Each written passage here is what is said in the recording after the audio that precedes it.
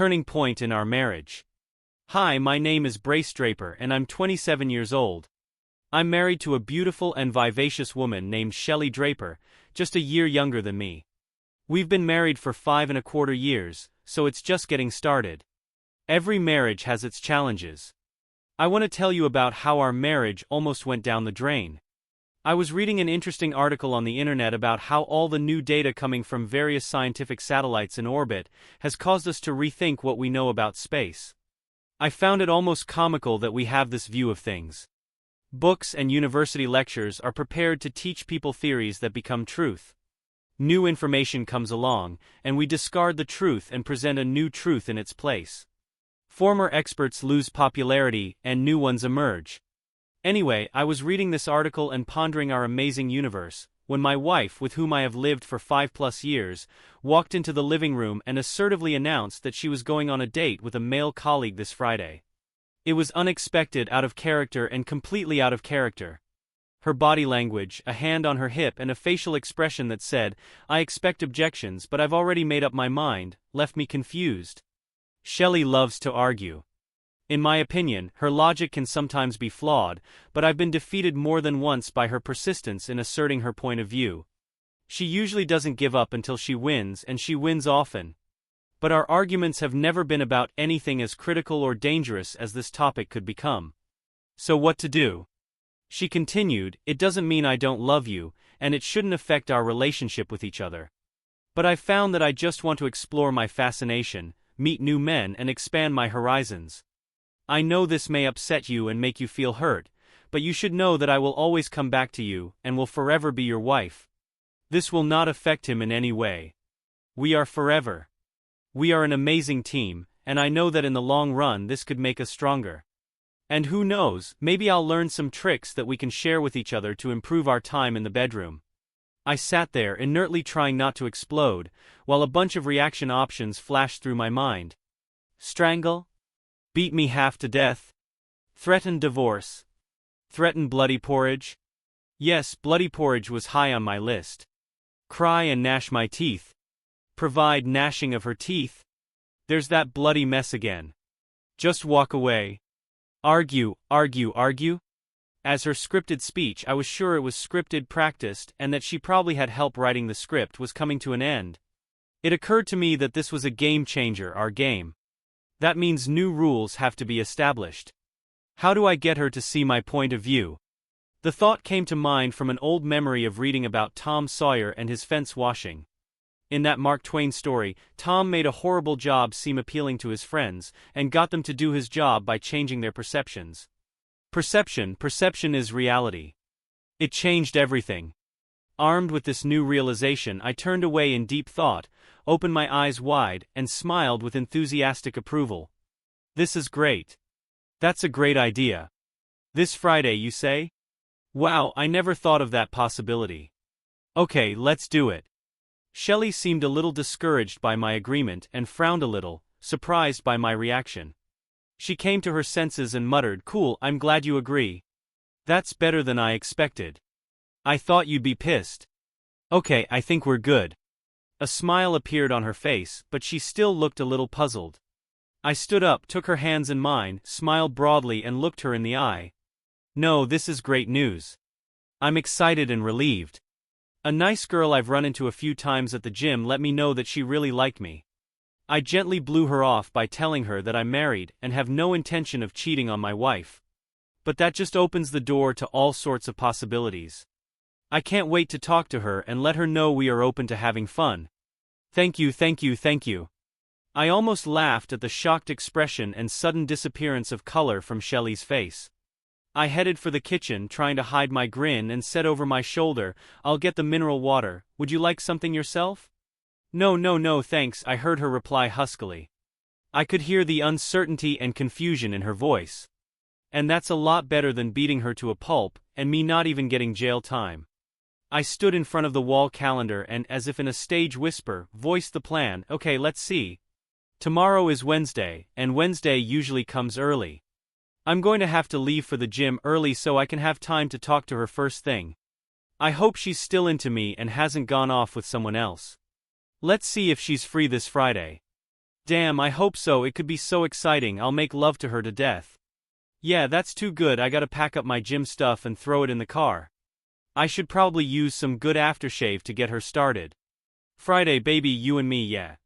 I sipped my mineral water and stared at the calendar, but was actually paying more attention to Shelley's peripheral vision and watching her frown at me.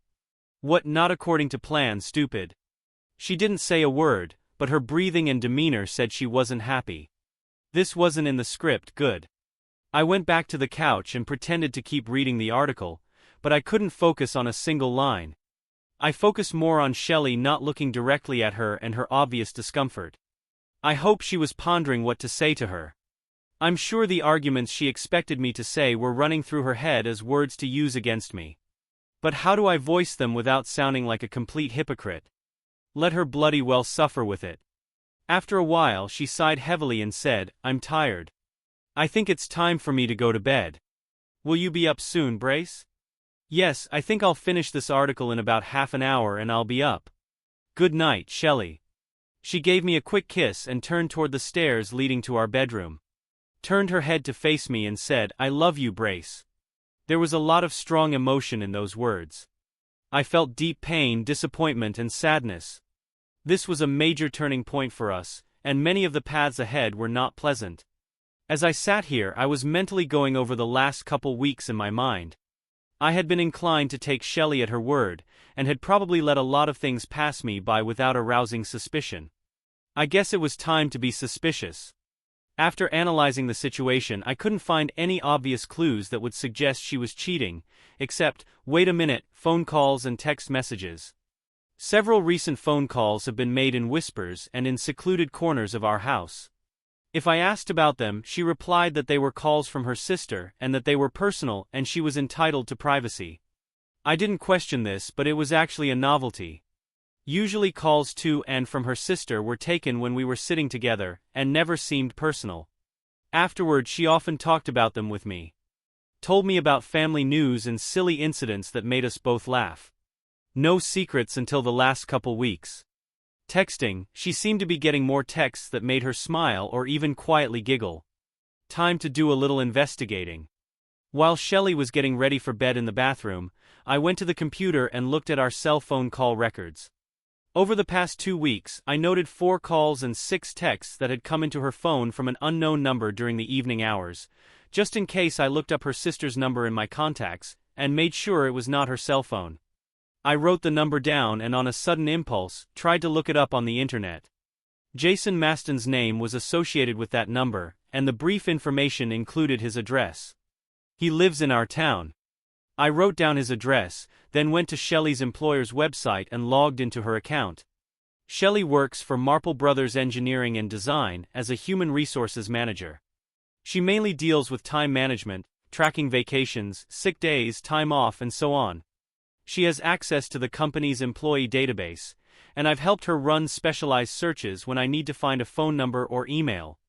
It only took me a second to find out that old Jason worked at Marple, and had only been for 7 months. That was all I needed. He was calling and texting my wife and was definitely not her sister. Now the future of our marriage was on thin ice. And if I found out that she had already cheated on me with him, we were indeed a thing of the past. I logged into her email account. The fact that her password hadn't changed made me feel a little better. There were no emails from Jason, but when I searched the text of the emails for his name, there were a few that mentioned him. It seems that a woman named Darcy Sellers was informing Shelley that Jason was inquiring about her and asking for her personal information. Darcy informed Shelley that Jason found my wife attractive and wanted to hook up with her. Darcy thought Jason was cute and encouraged Shelley to play with him. There were constant comments of flirting and emails back and forth, and Darcy continued to pressure Shelley to see it through to its inevitable conclusion. Shelley stated that she hadn't agreed to make love to him, but Darcy was pushing her to go for it. This weekend was supposed to be the first date to see where it would lead. I'd hang around idly picking up my gym clothes, making enough noise to make it obvious what I was doing, and folding them in the car for tomorrow. I would go to the gym, but more for looks than anything else. I got ready for bed and spent a restless night thinking about our future. The next morning, Wednesday, I got up early and headed to the gym joyfully, as if humming. Let her guess what I was up to. I worked out at the gym without talking to anyone in particular and headed to work as usual. I tried unsuccessfully not to think about what to do next at home, but I was able to work efficiently and worked my paycheck. At the end of the day I went home, but I still didn't have a clear idea of what to do next and where Shelley and I stood. I drove home from work and pulled into our garage. Shelley's car was already there, and putting my hand on the hood, I found that it was still pretty warm, so she had arrived shortly before me. I stopped at the door to the kitchen, took a deep breath, and prepared to continue playing out my new role. Opening the door, I smiled, greeted my wife with, "Hey baby," and headed for the bedroom, removing my tie and jacket as I went. As I walked up the stairs, I said over my shoulder, "Say Shelley, can we talk a little about this weekend? I think we should set some ground rules for the future so we're on the same page." Shelley replied, "Yes, I think we should talk. I've already ordered Chinese food delivery. I hope you'll be satisfied with it." Her voice trembled as if she was thrown off balance. The evening promised to be interesting, spiced with poignant moments. I could already feel the tension, both mine and hers. Back in the kitchen, now in jeans and a t-shirt, I noticed that the food had arrived and we began filling plates from small cardboard containers. As we worked, I began. "Since you had time to think and plan this weekend, and I had just learned about our new relationship model, I sketched out some notes and even made a flow chart." I chuckled. "Yes, you can remove a boy from programming, but you can't take away a boy's ability to program. To make sure we don't get on each other's nerves and want to kill each other, I've written down some rules that I'd like to discuss with you, work through and come to a mutual agreement on.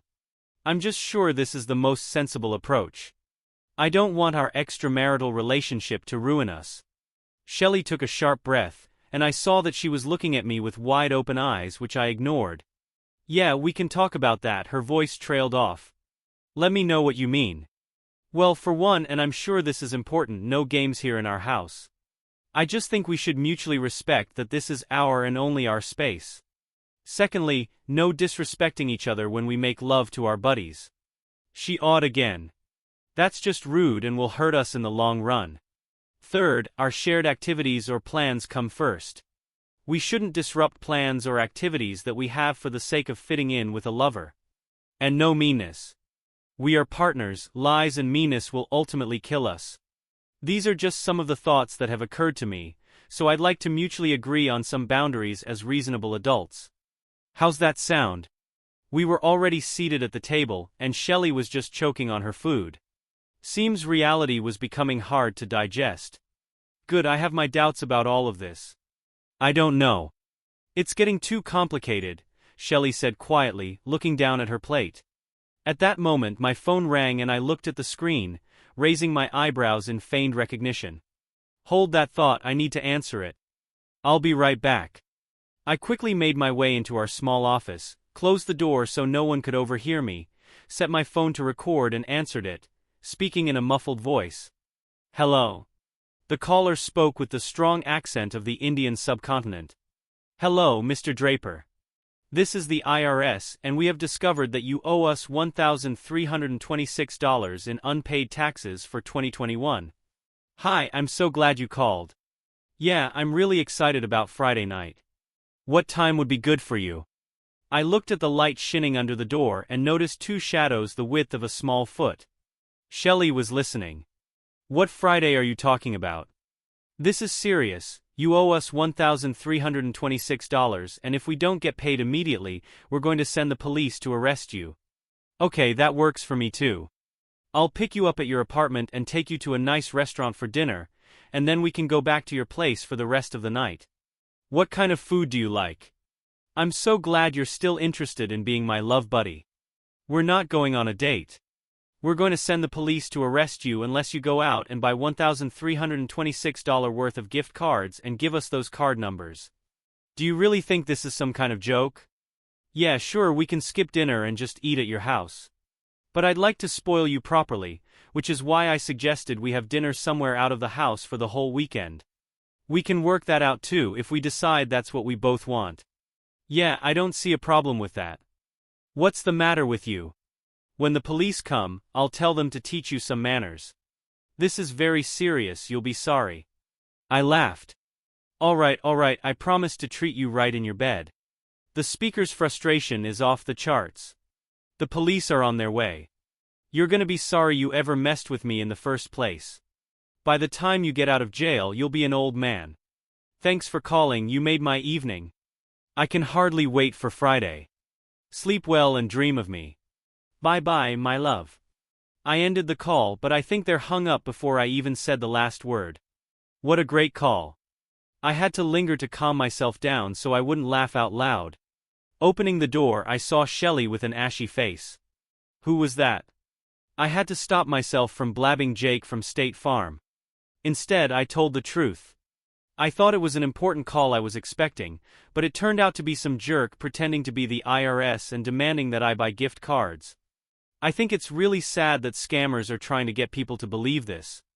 It even makes me sick to my stomach.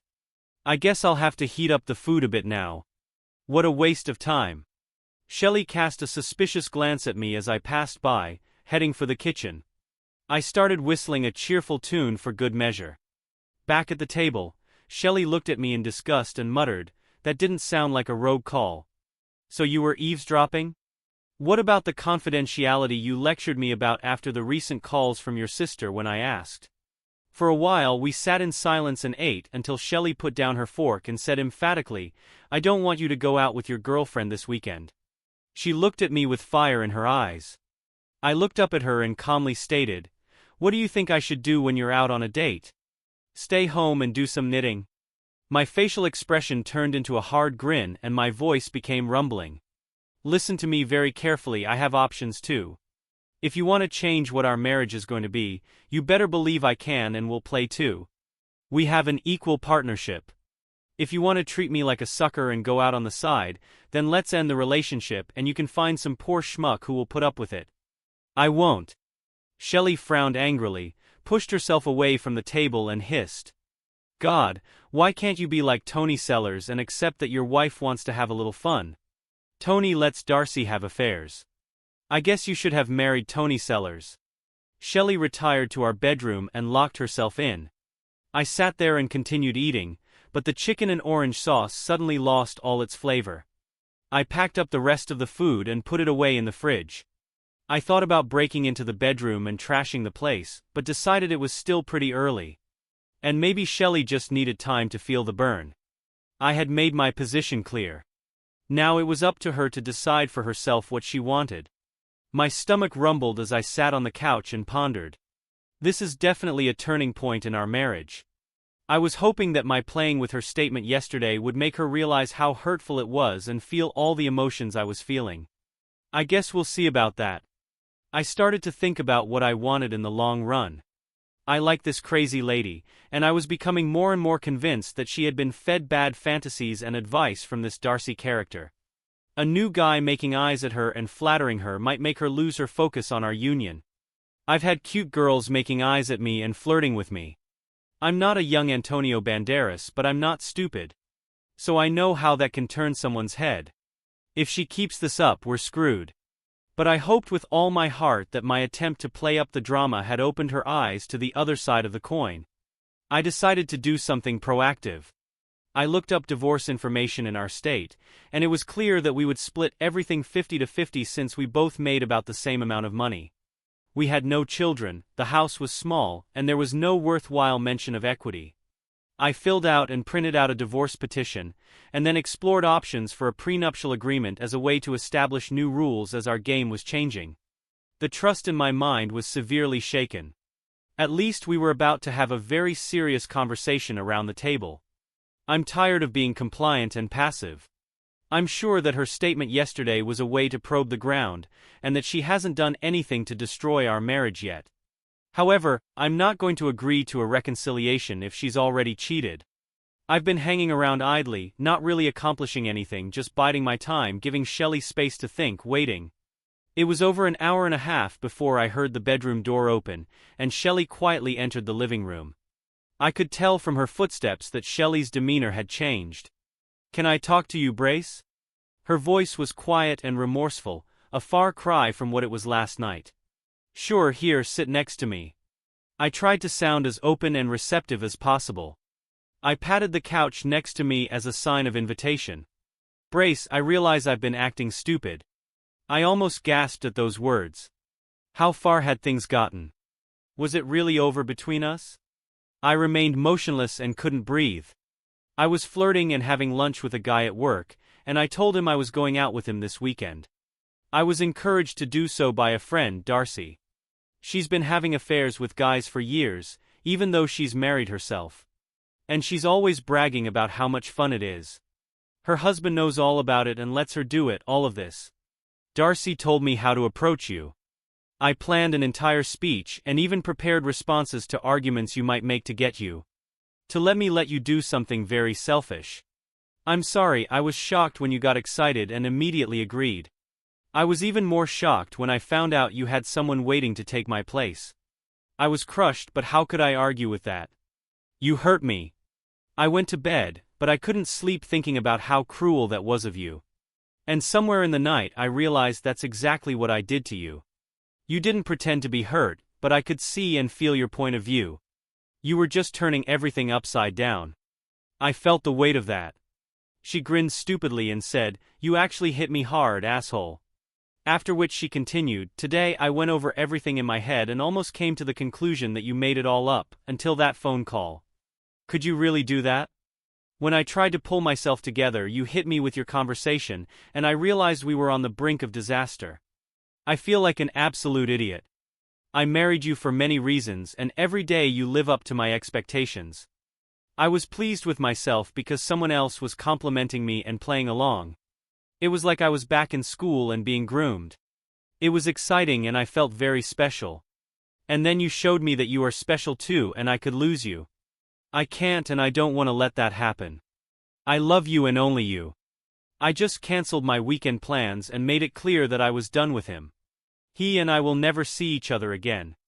Just so you know, and I swear on everything that is sacred to me, I have never had any contact with him.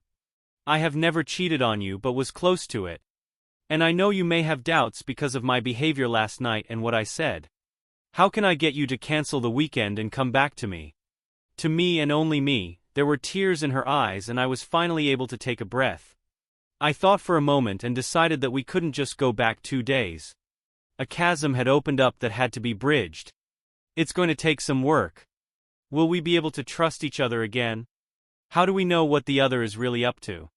Even though you say you canceled, how do I know you're not just putting off seeing Jason Marsden or some other asshole to find other ways and times to carry out your treason? Canceled just to get me to cancel my plans. How am I supposed to know? When trust is broken, can it be rebuilt? Will I really have to test you for the rest of our married life? I said this in an angry, raised voice and felt myself choking with emotion. She looked shocked and said, "So do you know his name? When did you find out? From whom?" I didn't answer her. I just let her ponder the revelation for a while.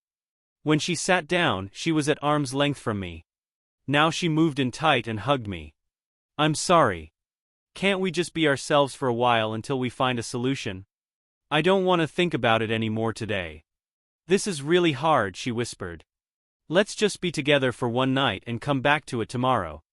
I just want to feel you close to me, to keep some hope that you won't push me away. I'm sorry I brought us here. God, I don't want it to end, please." I leaned back and let her snuggle against my chest. We breathed together and just held each other without speaking. Despite our physical closeness, the chasm remained. There was much to get over, much to rebuild, if that was even possible. When we finally got into bed, she began to kiss and caress me. But the gap remained.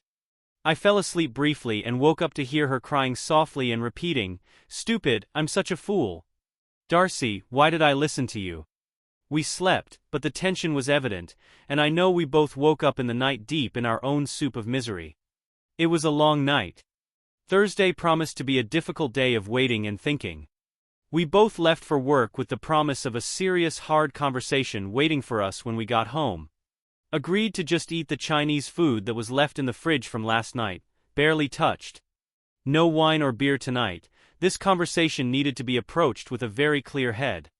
And here it was, the moment of reckoning. I organized the 2 documents, divorce petition and prenuptial agreement, into folders. One was labeled A and the other was labeled B. I placed them on the table face down. Shelley looked at the folders and looked at me with some trepidation. I looked directly at her and waited for her to start. Decided that she had made this mess herself, and she should start to stir it up. She did. Brace, I'm sorry, I'm really sorry for opening this door, and I just want to close it and lock it forever. Do you think you can just forgive and forget? Go back to what we had and move on. We all make mistakes, and I know I've made a really big one. What do you think? She smiled hopefully and waited for my answer. No, she looked depressed. I continued. Shelley, over the past couple weeks you've lied to me about calls from your sister that were actually from a man you were planning to cheat on me with. You admitted to flirting, going out to dinner, and getting close to someone else while keeping it all a secret from me. This is unacceptable behavior for a man to confess his love and loyalty to me. You have made me question my trust in you. Going forward, I see only two options. Option A, I picked up and handed her the folder, is an agreement that we both adhere to that outlines our understanding of behavior that is acceptable to both parties. It's pretty strict for both of us. If we can't agree, that leaves option B, which is simply divorce. We don't have a lot going on, so we easily split everything 50-50 and part ways. Divorce? Shelley shrieked. No, you can't be serious. I can't live without you. I'm sorry. I waited for her to calm down. Shelley, I don't want this either. But I'm serious if we can't agree on how to rebuild trust in each other. Shelley whimpered. What about you? I know you lied to me about your phone call yesterday. It wasn't a call from a scammer. Her eyes narrowed. You see, trust is hard to rebuild once it's broken. We'll talk about that call in a few minutes after we come to an agreement called Option A. Can we at least agree to put together an acceptable agreement? I want to emphasize that this agreement is something we both have to adhere to. Shelley took her copy of the agreement and mumbled something about how all these formalities are complete nonsense. Wow, this place is really strict.